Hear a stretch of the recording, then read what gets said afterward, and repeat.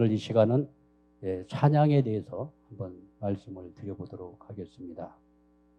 어머니 말씀 가운데 넣어가겠습니다. 우리의 근본 천일국 경전 천성경 말씀은 우리의 근본입니다. 우리의 인체 구조로 볼 때 등뼈입니다. 등뼈가 잘못되면 모든 장기가 틀어지죠. 그리고 병이 생깁니다. 아주 중요하다는 얘기입니다. 이 말씀이 나옴으로 말미암아 우리는 아버님과 함께 생활하는 것입니다. 천일국 경전을 가지고 일본 복귀에 최선을 다해 주기를 바랍니다. 내가 아버님 성화 이후에 처음 이야기할 때 신령과 진리로 초창기의 신앙으로 돌아가야 된다고 했습니다. 신령과 진리가 하나 되어 말씀이 살아서 숨쉬게 되는 것입니다. 그러니 얼마나 여러분에게 생명의 말씀입니까? 여러분의 건강과 후손을 위해서 이 말씀이 여러분 속에서 살아 숨쉬어야 됩니다. 여러분 자신들만 그렇게 돼서는 안 됩니다. 우리는 환경 창조를 해야 된다고 말했습니다. 우리로 말미암아 선한 판도가 넓어지게 되면 어둠의 그림자는 자연히 없어지게 되는 것입니다. 이것은 우리가 얼마나 판도를 넓혀 가느냐에 달려 있습니다. 어머니 말씀이 매년 신령과 진리로 그 초창기 신앙으로 돌아가자고 말씀을 많이 하셨더라고요. 제가 어제 이제 어머니께서 말씀하신 내용을 쭉 찾아봤더니 신령과 진리로 초창기 신앙으로 돌아가자. 얼마나 많이 말씀하셨는지 모릅니다. 이것은 고구려 벽화인데요. 무용청이라고 하는 벽화입니다. 여기 여성분들이 등장하는 것 같아요. 그죠? 전부 이게 춤을 추고 있지 않습니까? 그래서 이 한민족, 이 동이민족은 옛날부터 이 가무에 아주 능한 민족이다. 이렇게 아주 세계적으로 정평이 나 있었던 동이족이었고요. 한국 사람들은 판을 깔아주면 신명나게 놀 줄 압니다. 그래서 이게 한국 사람들은 이 신명나게 놀아야 뭔가 속에서 이게 풀립니다. 그렇기 때문에 전 세계적으로 찬양의 역사가 가장 센 나라가 한국이라고 합니다. 한국의 이 찬양 문화는요, 아프리카 조금 더 세야 돼요. 아프리카는 하여간 온 전신에서 은율이 막 나오잖아요. 거기는 못 쫓아가더라도 한국 사람들은 가무를 즐길 줄 아는 그러한 민족이기 때문에 우리는 장례식장에서도 찬송 부르죠. 즐거울 때도 부르죠. 슬플 때도 노래 부르죠.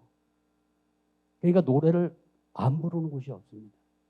그래서 이 찬양은 특히 이 대한민국에 신앙을 하는 분들의 가슴을 뛰게 하려면 이 가무를 즐기는 DNA가 있기 때문에 우리가 음악에 대해서 연구를 해야 되고 교회 음악과 교회 성장은 아주 밀접한 관계를 가지고 있다. 이런 말씀을 드려보고자 하는 것입니다. 아까도 말씀을 드렸습니다마는 신령과 진리의 예배의 이중구조죠. 이걸 삼중구조 또는 사중구조라고 얘기도 합니다. 이중구조는 예배는 큰 이 구조가 신령의 구조와 진리의 구조로 되어 있습니다. 여기 보세요. 이제 여러 가지 이제 이름을 조금 바꿔놨는데 세번에서 묵상을 평화묵상, 또 개회에서는 천일국가, 경배, 그리고 가정맹세, 이걸 평화맹세로 이렇게 또 우리 천원교회에서는 그렇게 사용합니다. 그리고 여기 이제 평화 찬양이 있지 않습니까? 이 평화 찬양이 정말 그 뜨겁게 예배드리는 그 교회 이게 다 모니터링을 해보니까 찬양을 연속으로 최소 3곡 이상을 연속으로 불러요. 연속으로 떨어지지 않게. 심지어 온누리교회 그 서빙고 우리 천복궁교회 옆에 있는 온누리교회 있지 않습니까? 하용조 목사가 담임을 하던 곳인데 제가 그곳에 수차례 모니터링 했어요. 그 하용조 목사가 옛날에 몸이 아파가지고 참 그분은 말씀 강해 설교를 잘하잖아요. 그냥 성경을 읽고 그냥 차례차례 해요. 그냥 그 강해를 하는데 그냥 어둑하게 하는 것 같으면서도 그분 말씀 속에는 감동이 있었어요. 그러다가 교회가 성장을 하다가 온누리 교회가 정체가 됩니다. 그래서 일본 가가지고 그때 이제 몸이 안 좋아가지고 일본에 가서 치료를 받는 가운데 어떻게 해야 교회 성장이 되어질 것인가 이걸 놓고서 고민을 하다가 신령과 진리의 균형을 이루어야 되는데 온누리가 너무 말씀 중심으로만 갔고 신령의 측면이 부족했다고 하는 것을 느끼고요. 신령을 강화하면서 강력한 찬양팀을 만들게 됩니다. 이따 제가 영상으로 조금 보여드릴게요.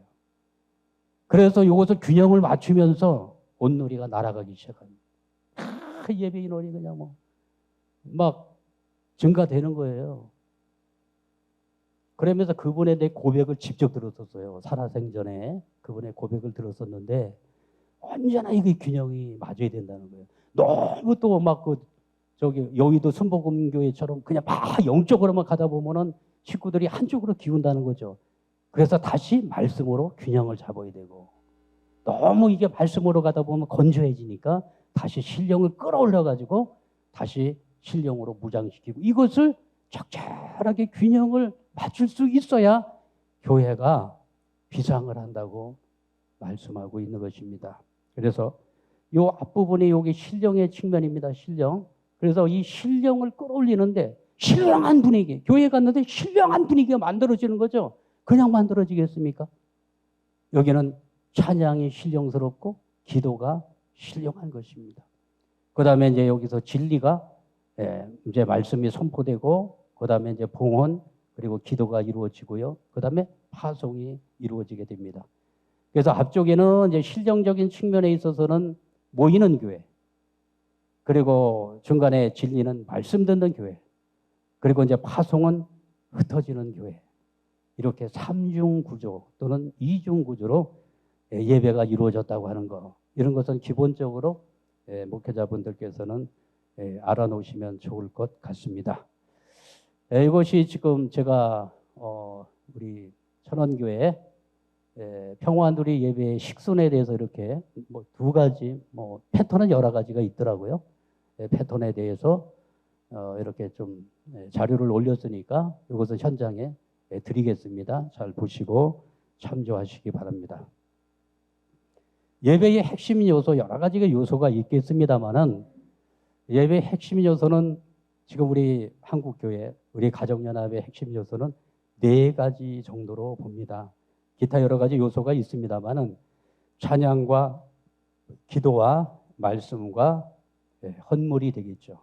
헌금과 또 예물, 이걸 헌물이라고 표현한다면 요 3가지 내용을 예배 속에 어떻게 이것을 조화롭게 이것을 균형 있게 이 요소를 배치할 것인가.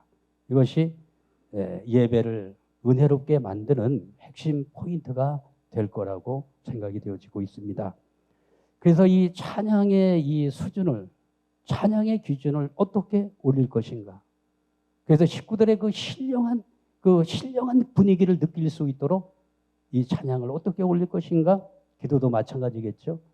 그래서 기도는 지금 천심원 철야 정성이 계속되고 있기 때문에 특히 교회에서 대표 기도를 하는 많은 분들은 이제 천심원 그 기도를 통해 가지고 오셔서 공명 기도를 많이 하시면 신령한 그런 기도가 나올 수밖에 없어요.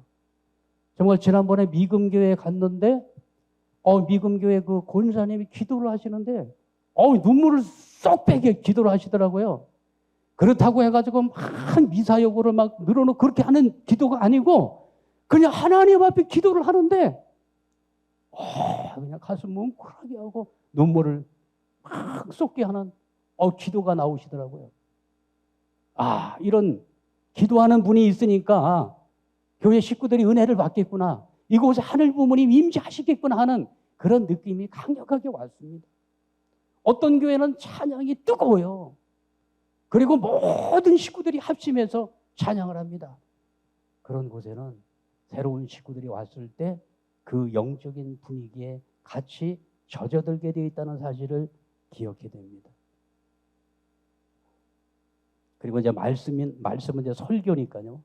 아까 우리 마승배 목사님께서 이제 설교에 대한 능력이 있으시니까 아까 여러 가지 고칠해 주셨는데, 예, 설교는 뭐 하루 세미나 해가지고는 되지 않을 것 같고요. 앞으로 이 설교에 대해서는 그 시리즈로 한 10회기나 이렇게 좀 이렇게 해서 제대로 된 이 설교 클리닉이 될 수 있도록 이렇게 하겠고요. 교회마다 또 헌금에 대한 교육을 하죠. 우리 김정수 대교우자님이 참 이게 헌금에 대한 그 참 교육을, 그 설교를 아주 시리즈로 다 아주 그 몇 회 했죠. 근데 굉장히 은혜가 되더라고요. 야, 그래서 그 예물을 어떻게 하늘 앞에 드려야 되고, 물질을 대하는 우리들의 자세는 어떻게 해야 되며, 이 하나하나 이렇게 교육을 하는데 엄청 감동을 받았어요.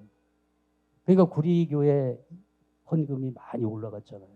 그건 우연히가 아니라 저는 교육의 결과요, 탁월한 설교의 그러한 결과로 만들어진 그러한 하나님의 은혜다, 그렇게 생각이 되어지고 있습니다. 그래서 이 네 가지를 어떻게 우리가 이제 업그레이드를 시킬 것인가. 뭐 혁신보다는 뭐 혁신은 다 버리고 뭐 다른 거 이렇게 어떻게 뭐 다 버리고 하겠습니까? 업그레이드죠. 업그레이드를 어떻게 시켜나갈 것인가, 그것을 놓고 고민을 하면 답이 나올 것이라고 생각이 되어집니다. 그러면 이 찬양은 무엇인가? 찬양은 하늘 부모님을 향한 반응이라고 말씀드렸습니다. 반응해야 되는데 죽은 자는 반응 없다 그랬죠. 그래서 하늘 부모님이 임재하신 자리 가운데 하늘 부모님께 영광을 올리는 가장 중요한 의식이 찬양 아니겠습니까? 찬양을 통해 가지고 하늘 부모님의 영광을 드러내고 하늘 부모님을 찬미하고 기쁨으로 성령을 드리는 것입니다. 이게 찬양이잖아요. 만약 하늘 부모님이 여기 오셨다면 어떻게 우리가 하늘 부모님의 영광을 표현하겠습니까? 노래로 하겠죠, 가장 먼저. 그래서 이 찬양은 하늘 부모님을 향하여 드리는 그 인간의 아주 지성성심을 다한 하늘 부모님에 대한 찬양, 이것이 바로 우리가 하늘 앞에 드려야 될 찬양의 모습이라고 생각이 되어지고 있습니다. 찬양은 하늘 부모님을 자랑하는 것입니다. 우리가 종의 하늘 부모님을 자랑하였나이다. 뭐 시편에 나오죠. 창조물로서 창조주를, 백성으로서 왕을, 자녀로서 부모를 자랑하는 것이 찬양입니다. 이게 이제 이렇게 정리를 하고 있습니다. 찬양은 하늘 부모님을 높이는 것입니다. 찬양은 하늘 부모님께 기쁨을 돌려드리는 것입니다. 그래서 이제 기독교에서 예배드릴 때 사도신경을 얘기합니다. 전능하신 하나님을 내가 믿사오며 그 외아들 주 예수 그리스도를 믿사오며, 이렇게 쭉 나오죠. 예배의 대상이 누구인가를 먼저 고백합니다. 예배의 대상이 누굽니까? 예배를 받는 그 중심이 누구십니까?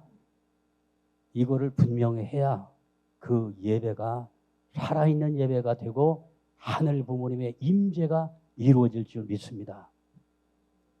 우리가 여기에 대한 의식 없어요. 자꾸 사람한테 초점 맞추려고 그러죠. 오는 사람 저 사람을 어떻게 감동시킬까? 그 사람에게 여기에 맞춰진 예배입니까? 하나님께 맞춰진 예배입니까? 제가 이런 얘기 하면은 저 보수주의라 잘하고 그렇게 지탄할 분이 있을지 모르겠습니다. 그러나 이것은 변하지 않습니다. 하늘 부모님을 향한 예배가 되고 찬양의 하늘 부모님을 향한 찬양이 되어지게 될 때 그 찬양 가운데 하늘 부모님의 임재와 더불어 놀라운 하늘의 은혜가 함께할 줄 믿습니다. 찬양의 중요성입니다. 찬양은 그 자체가 하늘 부모님께 드리는 최고의 예배입니다. 두 번째가 중요한데요. 찬양은 예배의 달인데 나와 하나님과의 이 관계를 연결시키는 브리지, 다리. 이게 뭡니까? 찬양이라는 겁니다. 그래서 내가 하늘 앞에 찬양하며 나가게 될 때 하나님과 나 사이에 뭐가 연결되는 것입니까? 다리가 연결된다는 거죠. 그래서 하늘 부모님이 나와 함께 하시고 선한 영계권이 나와 함께 하는데 찬양을 통해서 세상과 영계의 다리가 놓아진다는 사실을 기억해야 됩니다. 중요한 내용입니다. 그리고 세 번째, 찬양은 예배의 문을 여는 키가 되는 것입니다. 마스터 키죠. 그래서 예배 찬양을 통해 가지고 예배의 문을 열기 때문에 예배 분위기는 결국은 찬양을 통해서 이루어지게 된다는 사실을 기억해야 됩니다. 찬양에 임하는 태도는 기쁨으로 해야 됩니다. 기쁨으로. 사도 바울이 그 구라파로 선교를 가잖아요. 빌립보라고 하는 곳에 가가지고 바울이 감옥에 갇힙니다. 지하 감옥에 갇혔어요. 언제 죽을지 모릅니다. 그러나 그 사도 바울이 지하 감옥에 들어가가지고 그 컴컴한 그 어둠 속에서 찬양을 합니다. 찬양을 하는데 어떤 찬양을 하느냐면 슬픔의 찬양. 나 이제 죽을 날이 얼마 안 남았습니다. 비관하는 찬양이 아니라 살아계신 하늘부님을 경외하면서 기쁨으로 하늘 앞에 찬양을 올렸다는 거예요. 그랬더니 기적이 벌어졌어요. 감옥에 문이 다 열려버린 거예요. 지축이 막 흔들리는 거예요. 이런 역사를 통해 가지고요, 찬양을 통해 가서 기적을 만들었던 사도 바울의 그 역사가 있습니다. 그래서 우리가 어려울 때일수록 이렇게 코로나로 인해서 경제적인 시련으로 인해 가지고 우리 식구들이 정말 영적으로 침체되고 무거운 십자가를 지고 교회에 왔을 때 그 무거운 십자가를 내려놓고 그 어두운 가운데 정말 영적으로 눌려있는 그러한 상황에서 그 분위기를 돌파할 수 있는 그 방법은 우리가 찬양으로 합심하며 나가게 될 때 그러한 어둠의 영들이 물러나고 우리는 어둠의 그 족쇄에서 풀려나는 놀라운 역사가 일어나게 될 것입니다. 그래서 찬양은 온 마음을 다해서 찬양하라 말씀하고 있습니다. 그리고 감사함으로 찬양하라. 이렇게 찬양하는 방법에는 노래로, 지혜, 시로, 악기로, 그리고 심령으로 손을 들고 춤을 추면서 여러 가지 형태가 있습니다만은 기독교는 다 이게 손을 들고 하죠. 우리도 이제 전심원 철야 기도를 통해 가지고 손 들고 하는 게 이제 훈련이 조금 되는 것 같아요.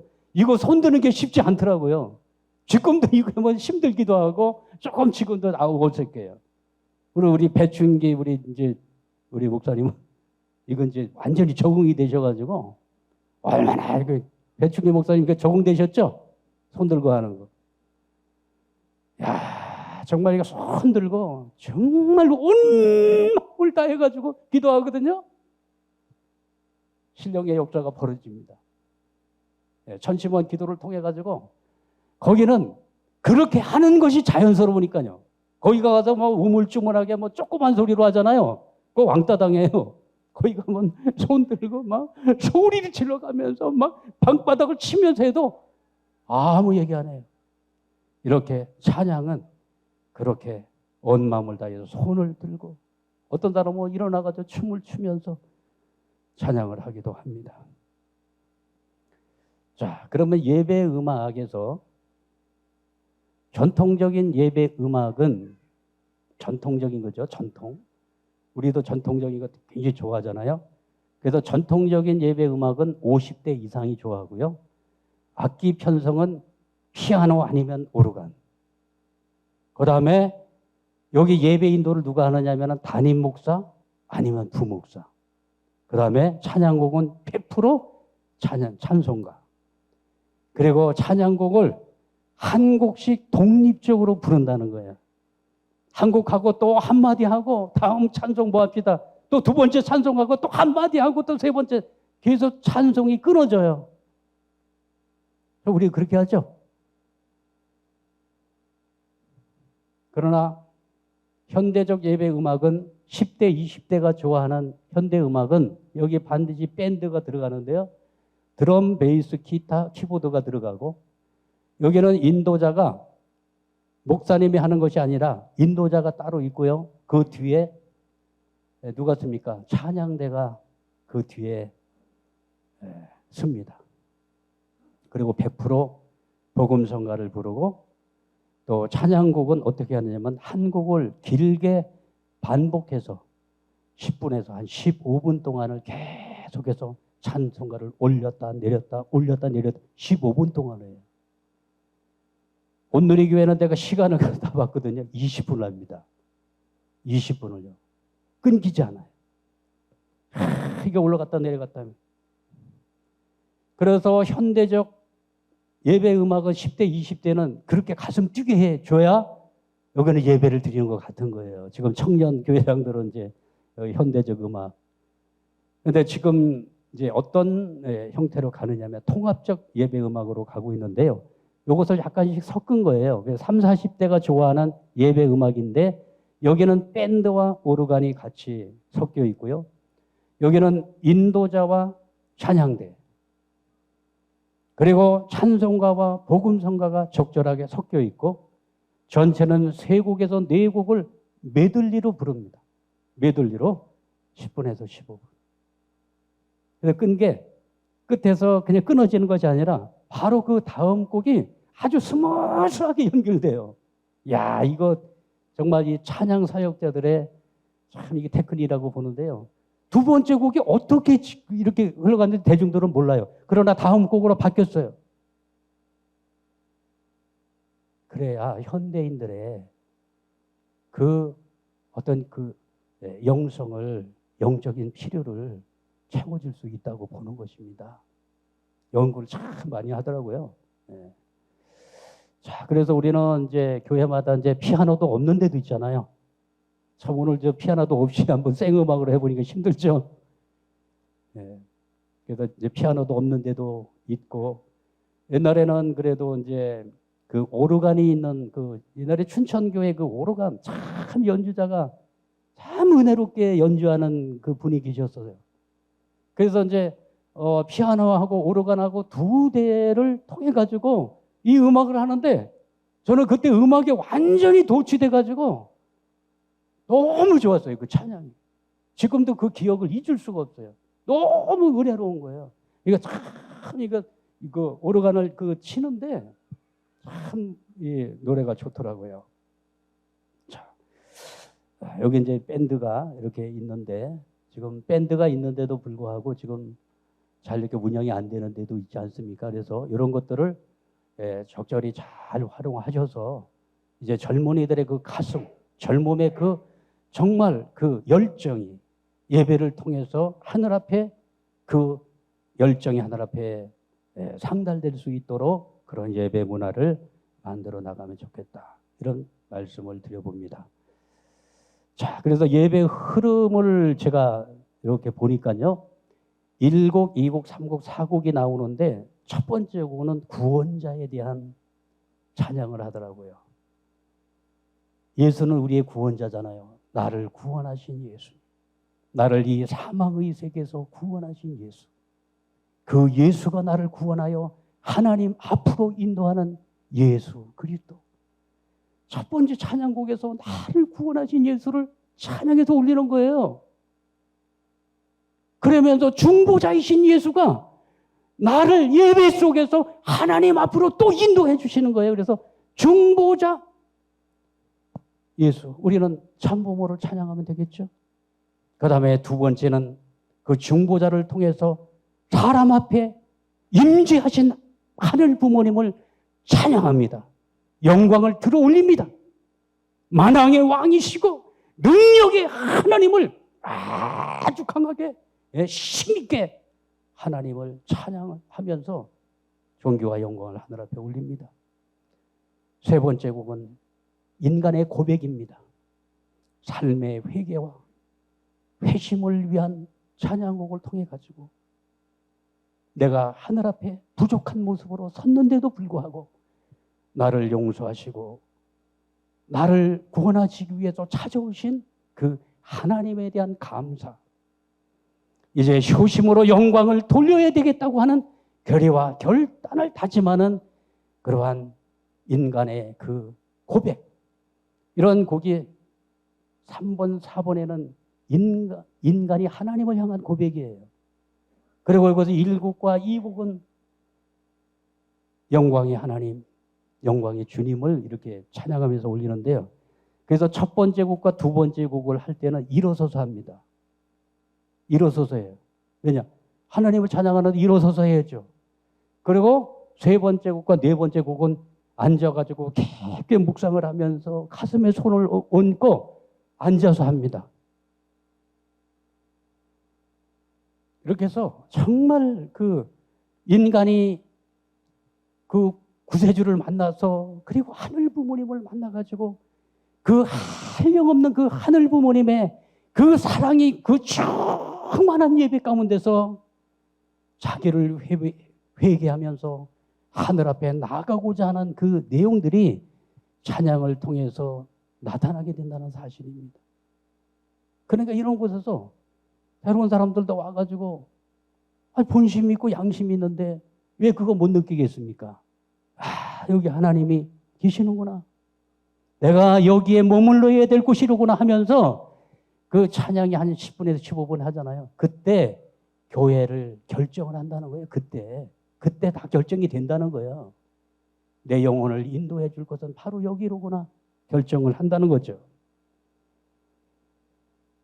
그래서 처음에 노래는 너무 길지 않은 것으로 해가지고 이렇게 한 중간 음으로 올리다가 두 번째 곡은 쫙 올려가지고 아주 그냥 상당히 클라이막스로 올렸다가 세 번째 곡에서는 이렇게 스무석에 쭉 내려와가지고 조금씩 올렸다가 마지막 효심으로 영광을 돌리는 찬양에서는 클라이막스에 쫙 올라갔다가 서서히 이렇게 음을 내리면서 이제 하나님의 말씀이 자연스럽게 선포가 되어진다는 사실입니다. 할렐루야. 거룩한 주일입니다. 요거 이제 온누리 제가 예배 스케치를 좀 해봤어요. 근데 이거는 뭐 그게 우리하고 맞습니까? 그걸 떠나서 하늘 부모님을 어떻게 찬양하는지 그것만 보시기 바랍니다. 그리고 여기 뒤에 여기 사람들이 이렇게 서 있죠. 이게 찬양대인데 하영조 목사가 전문 사역자들을 세웠다가 다 해산시켜 버렸어요. 평신도 중심으로 나는 찬양을 하겠다. 여기 있는 사람들이 다 평신도예요. 그러니까 예배가 터지더라는 거예요. 그냥 예배 전문가들이 와가지고 정말 뭐 성악을 뭐 아주 테크닉하게 하나님에 대한 경외심은 없는 자들이 와가지고 다 뭐 하면서 은혜가 없더라는 거예요. 그러나 경외심을 가지고 평신도들이었지만 진심을 다해서 하늘 앞에 찬양을 돌리니 그 찬양의 역사 가운데 하늘이 임재하셔서 기적을 만들어 주셨다고 고백하고 있습니다. 한번 조금 보세요. 할렐루야. 거룩한 주일입니다. 우리를 예배의 자리로 부르신 하나님을 송축하며 찬양합니다. 이 시간 다 함께 자리에서 일어나셔서 하나님 앞에 신령과 진리로 예배하며 함께 나아가시겠습니다.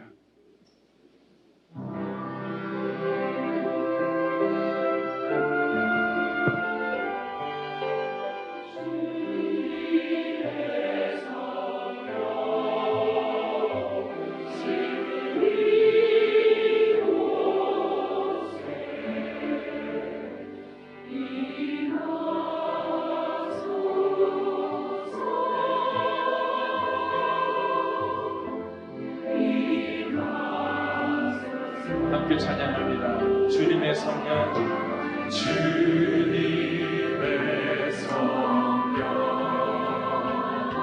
지금 이곳에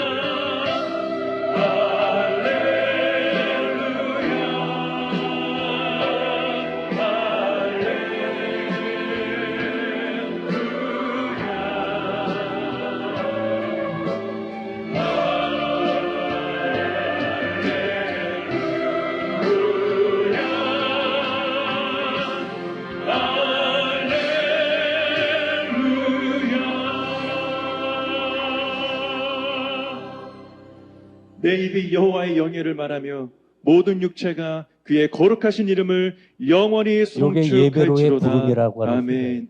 살아계신 하나님 아버지, 우리를 주님의 보좌로 부르신 주님께 감사와 찬양을 올려드립니다.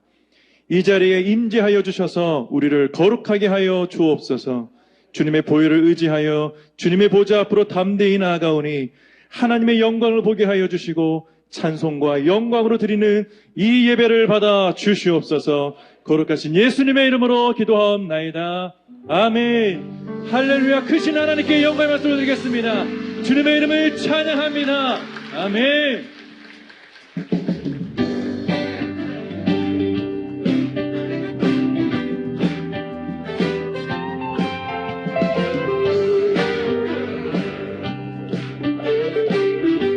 함께 기쁨으로 찬양합니다. 마음속에 근심 있는 사람 주 예수 앞에 아뢰어라. 슬픈 마음 있을 때에라도 주 예수께 아뢰라. 주 예수 앞에 아뢰어라. 주리의 주리 무엇이나 근심하지 말고 주 예수께 아뢰라.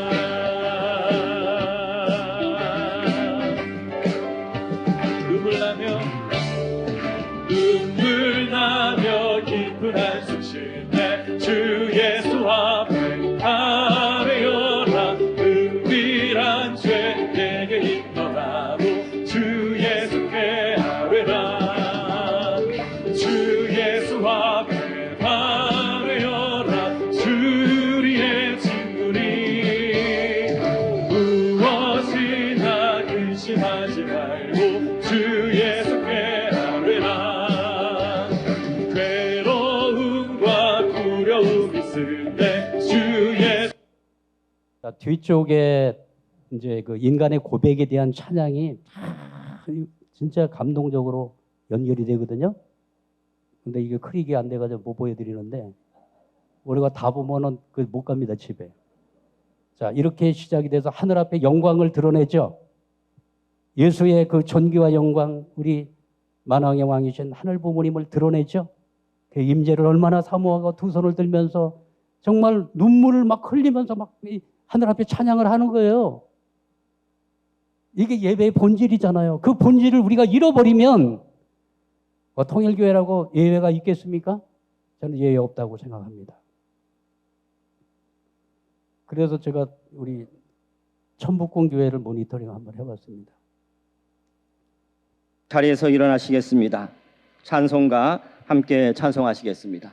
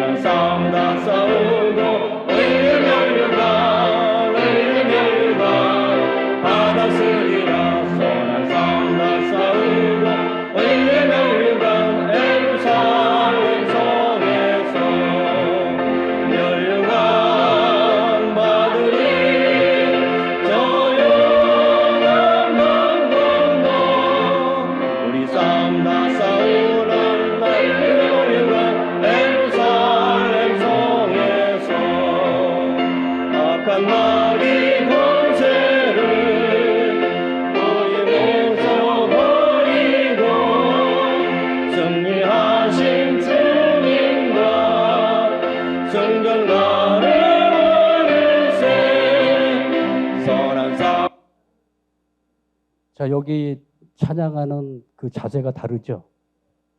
우리 식구들 입 안 벌리죠. 올리는 사람도 없죠.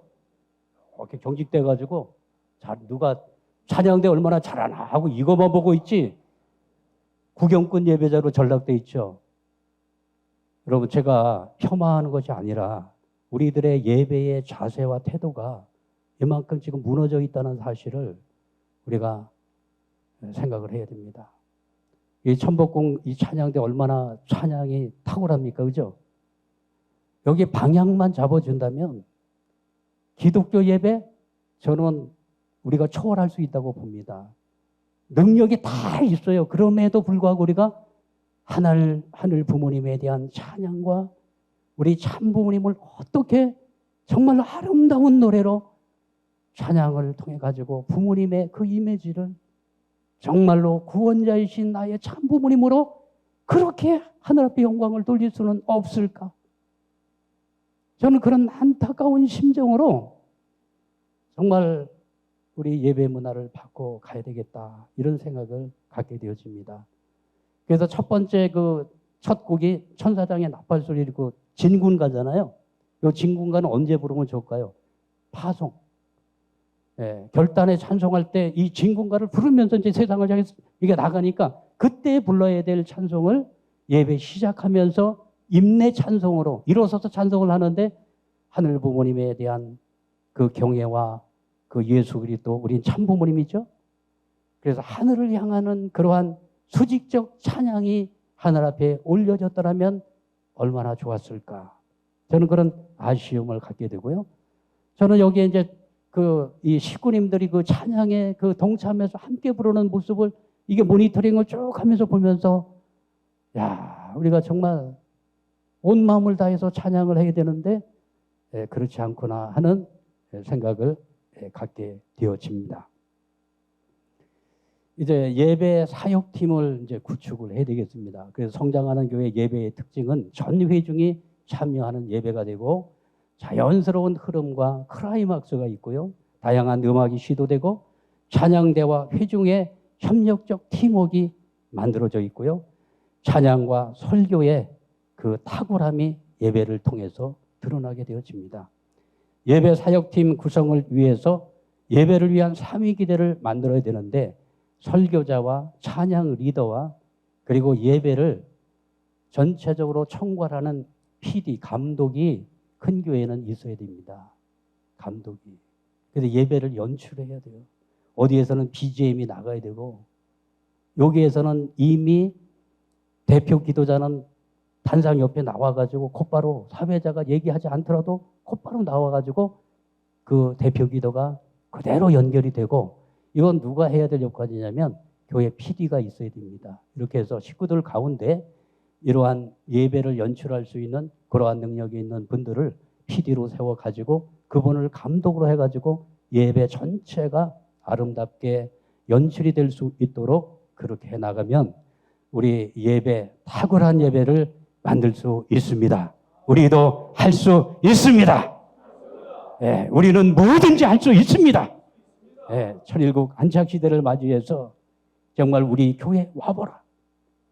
내가 너희를 감동시키리라. 하늘 부모님이 너희들 예배 너무 기다려진다.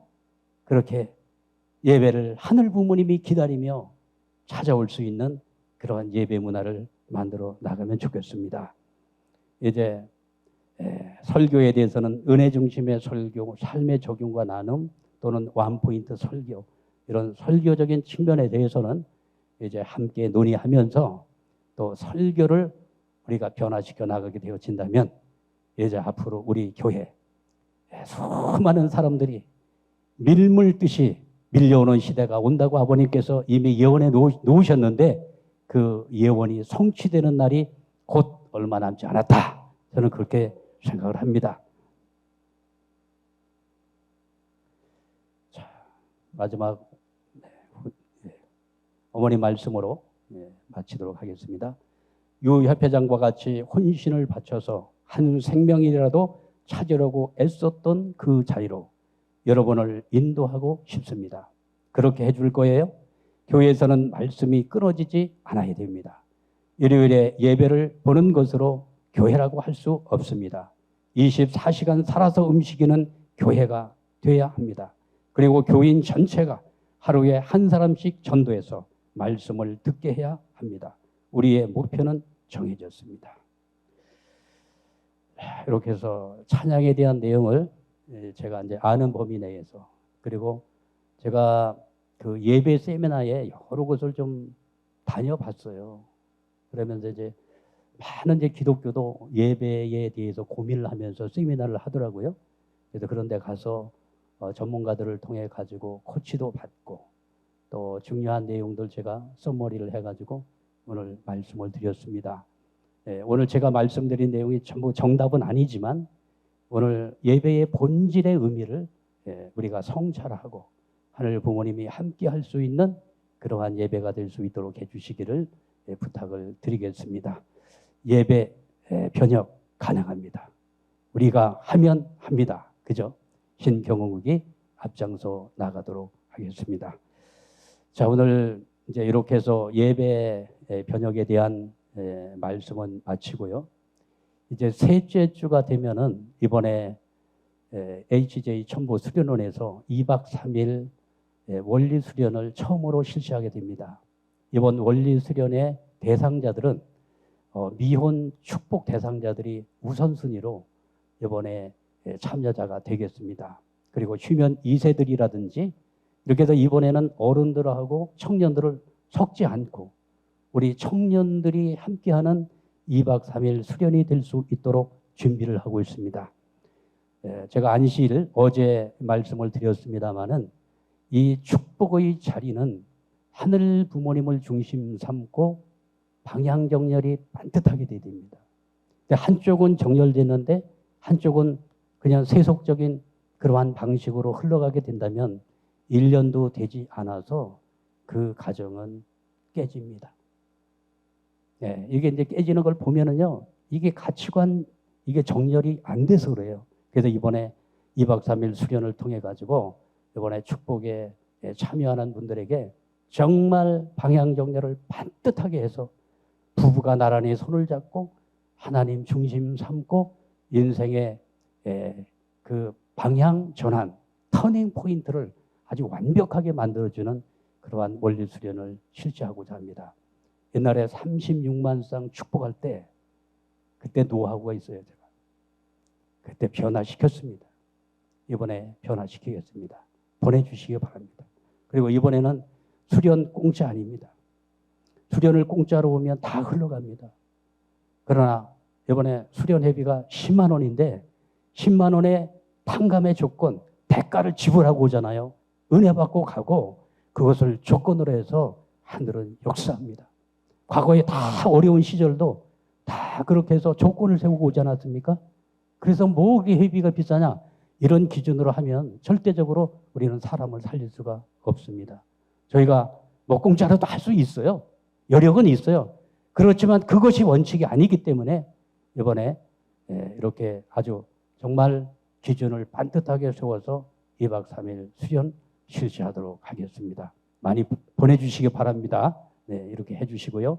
그리고 우리 이제 천승기금에 대해서 4월 1일 날 윤영호 본부장이 우리 이지구에 다시 방문을 하게 되어집니다. 그래서 지난번에 뭐 21수 승리하신 분들 또 항구자 승리한 분들 뭐 전부 다 거기에 따른 시상이 있지 않았습니까? 그래서 이번에 이제 마지막 이제 순회가 되겠죠.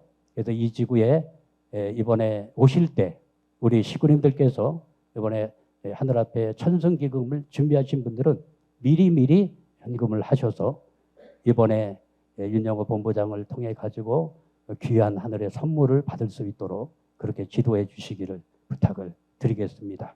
그래서 우리가 이제 마지막으로 피치를 올리는 신경원국의 그 뒷심이 있습니다. 그래서 그런 저력을 잘 발휘해 주시기를 부탁을 드리겠습니다.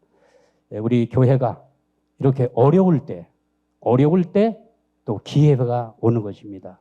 위기라고 하는 말은 위기 속에 기회가 같이 온다는 거잖아요. 요즘에 그 부동산이나 이런 데 투자하는 사람들 아이고 보니까 자 기회를 포착하려고 얼마나 정보를 보고 그러는지 모르겠어요. 기회가 온다는 거죠. 이거 타이밍이 온다는 거예요. 그래서 세상에 돈 버는 놈들도 저렇게 기회를 포착하려고 애를 쓰는데 하늘이 주시는 이 위기 속에 찾아오는 이 기회, 우리 가정연합이 그 기회를 살려야 되지 않겠는가. 그런 생각을 갖게 됩니다.